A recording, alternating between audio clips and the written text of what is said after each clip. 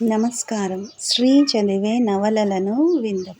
ఈరోజు మనం అసురుడు నవల 11వ భాగాన్ని విందాం.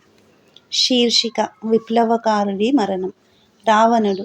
నేను మంచం మీద అటూ ఇటూ దొర్లుతూ ఉండిపోయాను. ఎంతసేపటికి నిద్ర పట్టలేదు. బయట తోటలో ఎక్కడో శబ్దాలు అవుతున్నాయి. అలసటగా మంచం మీద నుంచి లేచి కిటికీ దగ్గరకు వెళ్ళాను. గదిలో అంత వేడిగా, ఉక్కగా ఉన్న కిటికీలు మూసే ఉన్నాయి. నా భార్య వాటిని తెరిచేందుకు అనుమతించదు. ఎవరో తలుపు తట్టారు. తలుపు తెరిచేందుకు వెళ్ళే లోపల ఇంకా గట్టిగా తట్టసాగారు.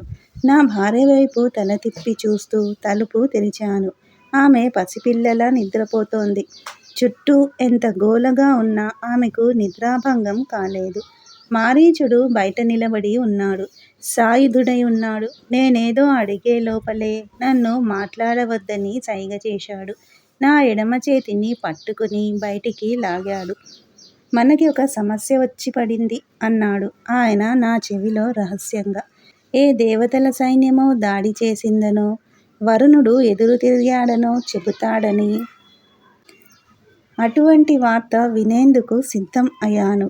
ఆ సమస్య నా చెల్లికి సంబంధించినది అని కాస్త కూడా ఊహించలేకపోయాను. ఇక ఈ భూప్రపంచంలోని దుర్మార్గులు, దుష్టులందరిలోనూ పరమనీచుడైన విద్యుజ్జిహ్వుడితో నా చెల్లెలికి సంబంధం ఉంటుందని అసలే ఊహించలేదు. నా చెల్లెలి అర్ధరాత్రి ప్రణయ కలాపాలని గురించి వింటున్న కొద్దీ నాలో ఆశ్చర్యం, కలత, ఆగ్రహం పెరిగిపోసాగాయి. ఆమె తన గది తలుపులు మూసేసుకుని బయటికి రానని భీష్మించుకుని కూర్చుంది. ఆ రాత్రి నేను విన్న ఒకే ఒక మంచి వార్త విద్యుజ్జిహ్వుడు పట్టుబడ్డాడనేది మాత్రమే. అమితాశ్చర్యం కలిగించే మరొక విషయం ఏమిటంటే, ధర్మనిష్ఠాపరుడైన నా తమ్ముడు విభీషణుడు తన జీవితంలో మొదటిసారి ఈ గొప్ప కార్యాన్ని సాధించాడనేది.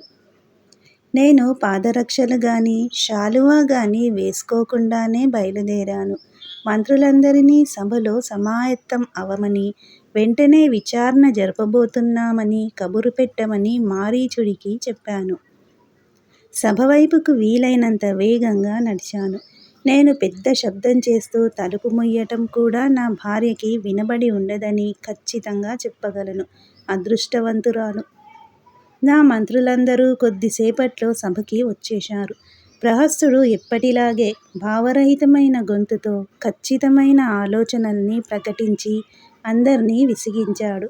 మర్నాడు ఉదయమే నేరస్తుడి తల తీయించేయాలని, రాజ్యాధికారాన్ని ఎదిరించాలని అనుకునే వాళ్ళందరికీ అది ఒక గుణపాఠం అవుతుందని సలహా ఇచ్చాడు. మొదటిసారి ప్రహస్తుడి అభిప్రాయంతో ఏకీభవించాను. కానీ అతను మాట్లాడడం అయిపోయిన వెంటనే సభని ముగించడం నాకు ఇష్టం లేకపోయింది. కానీ ఎవరూ లేచి అతని మాటని ఖండించలేదు. చేసేదేమీ లేక సభ ముగించి నా మందిరంలోకి వెళ్ళిపోయాను. నా భార్య ఇంకా నిద్రపోతూనే ఉంది. వెన్నెల కిరణం ఒకటి వెండి తీగలా ఆమె ముఖం మీద పడుతోంది.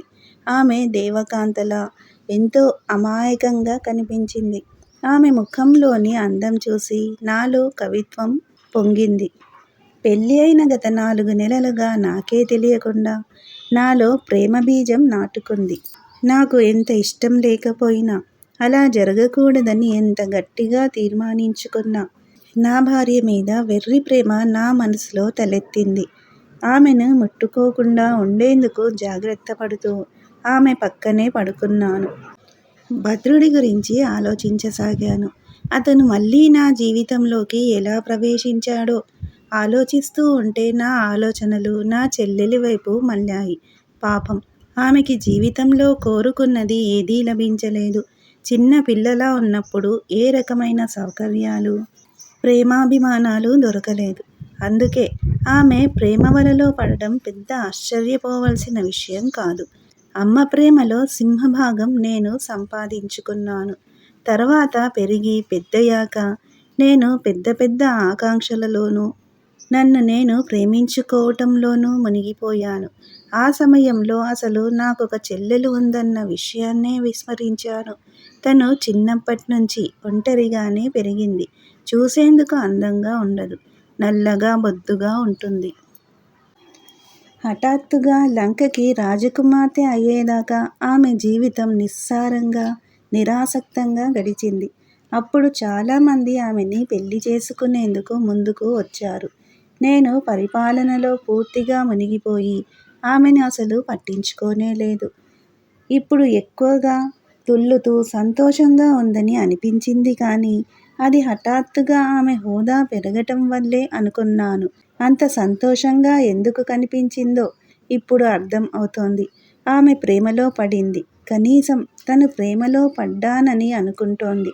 ఆ ప్రేమ ఆ త్రాష్టుడి వైపు నుంచి కూడా ఆమెకి దొరికిందా లేదా అనేది నాకు తెలీదు. రాజు చెల్లెలితో ప్రేమ వ్యవహారం సాగించటానికి వాడికి ఎంత ధైర్యం! అది రాజ్యం దృష్టిలో వాడి ప్రాణానికి అపాయం ఉన్నప్పుడు. నా చెల్లిని వాడు ఎరగా ఉపయోగించుకుంటున్నాడా? ఈ దుస్సాహసానికి వాడు తగిన మూల్యం చెల్లించేట్టు చూస్తాను. రుద్రకుడికి రేపు చేతినిండా పనే.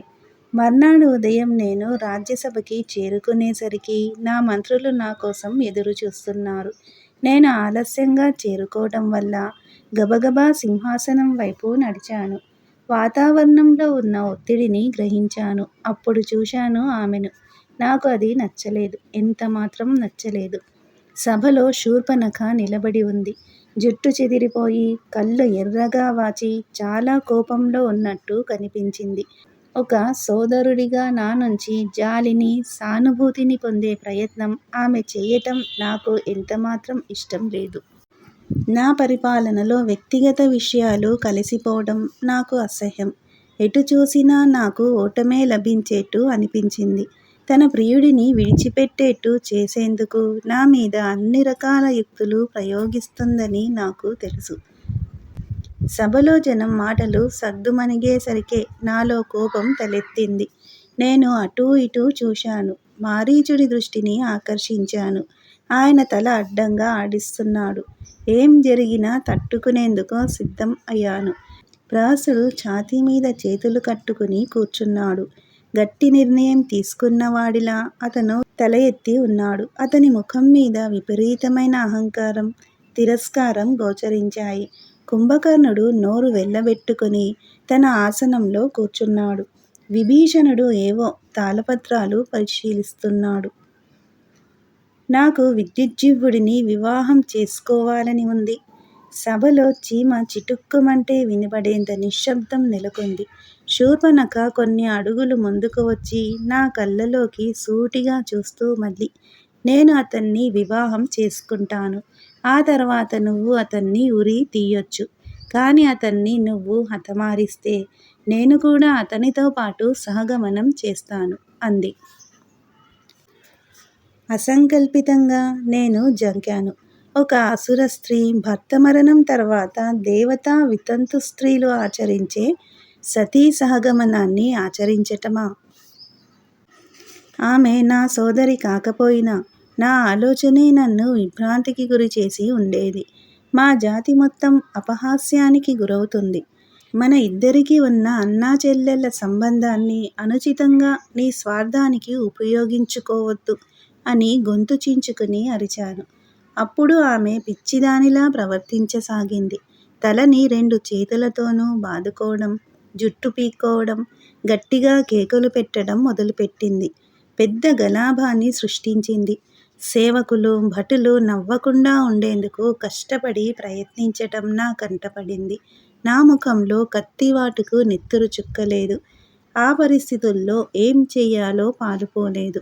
నాకు చాలా అవమానంగా అనిపించింది. శూర్పణఖ నన్ను అనరాని మాటలు అని, తన తల నరికెయ్యమని సవాలు చేసింది. నా చెల్లెలి పిచ్చి కేకలు, అరుపులు, తిట్లు తప్ప ఇంకేమీ శబ్దం లేవు. రాజభవనం పూర్తిగా నిశ్శబ్దంలో మునిగింది. నేను అసహాయుడిలా, కోపంతో, అలసటతో ఏం చెయ్యాలో తోచకుండా ఉండిపోయాను. కానీ అన్నిటికన్నా నన్ను బాధపెట్టిన విషయం, నేను మంచి సోదరుడిని కాలేకపోయినందుకు నాకు కలిగిన అపరాధభావం. నా కుటుంబాన్ని పట్టించుకోనందుకు, తల్లిదండ్రుల నుంచి నా తోబుట్టువులని విడదీసినందుకు, అంత స్పష్టంగా నా తీవ్ర ఆకాంక్షని ప్రదర్శించినందుకు బాధపడ్డాను. నా మనసు బలహీనపడుతోందని గ్రహించాను. మారీచుడు, విభీషణుడు, కుంభకర్ణుడు తప్ప ఒక్కరొక్కరుగా నా మంత్రులందరూ నిష్క్రమించారు.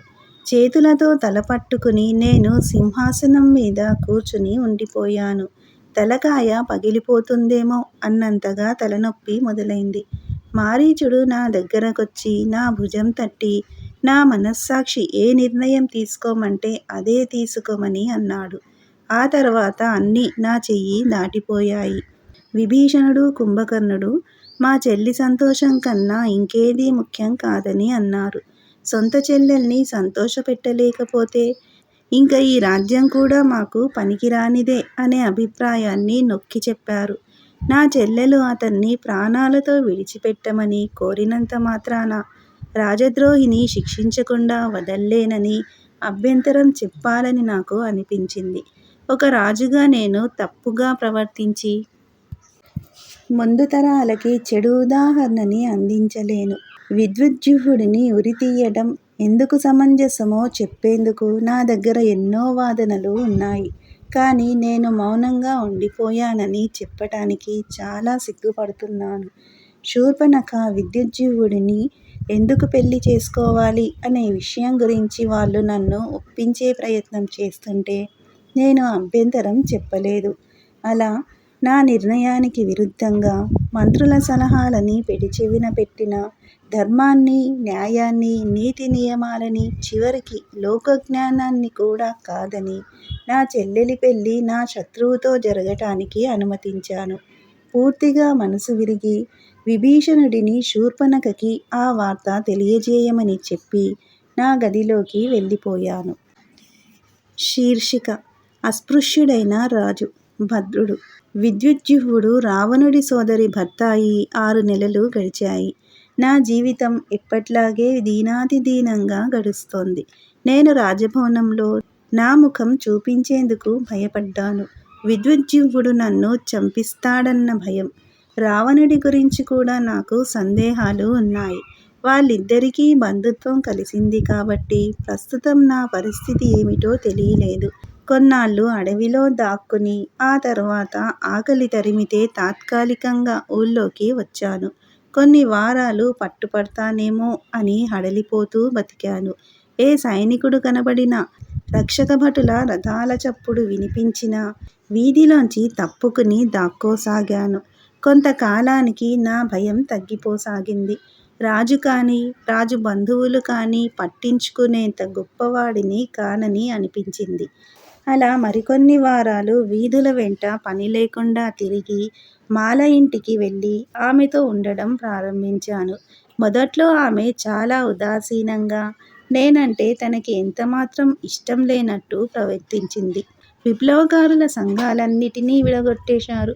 నిరాశ చెందిన ఆదర్శవాదులందరూ గ్రామాలకి తరలిపోయారు. అవకాశవాదుల సంఖ్య ఎక్కువగా ఉండడంతో వాళ్ళందరూ రావణుడి సైన్యంలో చేరి ఉన్నత పదవుల్లో స్థిరపడ్డారు. తన ప్రియుడు అనాకారి రాజకుమార్తె కోసం తనని వదిలి వెళ్ళినందుకు మాల అపహాస్యం పాలయ్యింది. క్రమక్రమంగా నా మనసులో ఒక వ్యూహం రూపుదిద్దుకోసాగింది. ఎలాగైనా రావణుడిని కలుసుకోవాలి. నేను చూసేందుకు బిచ్చగాడిలా ఉన్నాను. జుట్టుని వేళ్లతో దువ్వి నుదిటి మీద విభూతి అద్దుకున్నాను. అప్పుడు రాజభవనం వైపు నడిచాను. ముఖద్వారం దగ్గరికి చేరుకునేసరికి బయట ఒక పెద్ద గుంపు కనిపించింది.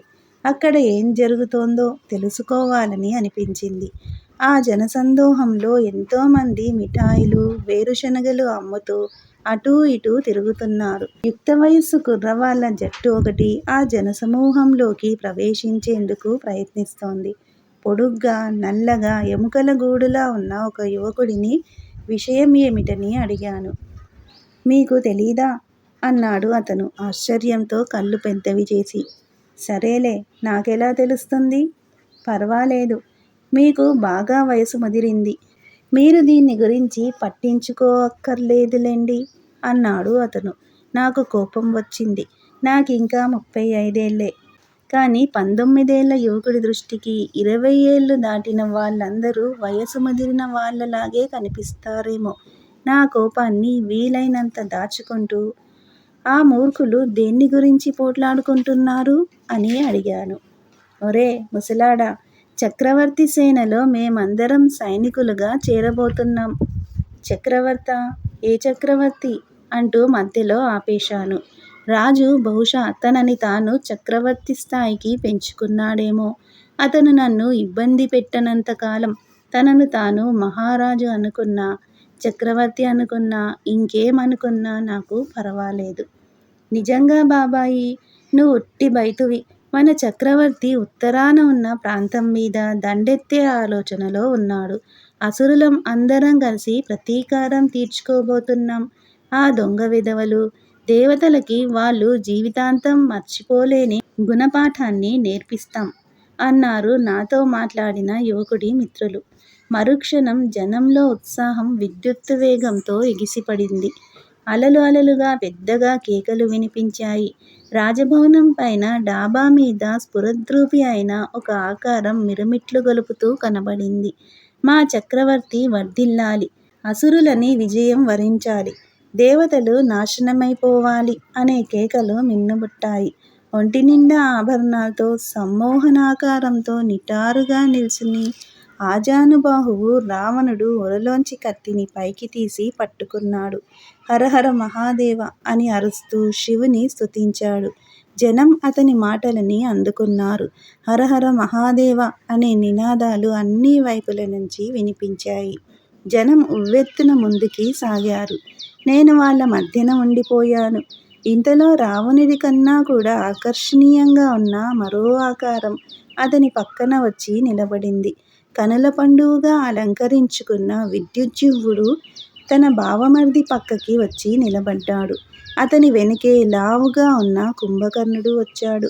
ఆ తరువాత అతనికన్నా సన్నగా ఉన్న విభీషణుడు వచ్చి నిలబడ్డాడు. తరువాత రావణుడి సేనాధిపతులు, మంత్రులు ఒక్కరొక్కరుగా వచ్చి ఆ డాబా మీద చక్రవర్తి సరసన నిలబడ్డారు. జనం ఉత్సాహంతో వెర్రెత్తిపోయారు. భేరీలు మోగాయి. తూర్యనాదం మారుమోగింది. వాతావరణం ఉద్రిక్తంగా మారింది. బాకాలు, యుద్ధశంఖాలు పూరించబడ్డాయి. ఈ నవల నచ్చితే సబ్స్క్రైబ్ చేయండి, షేర్ చేయండి, లైక్ చేయండి, బెల్ ఐకాన్ను ప్రెస్ చేయండి. శ్రీ ఛానల్ ఆడియో నవలను వింటున్నందుకు ధన్యవాదములు.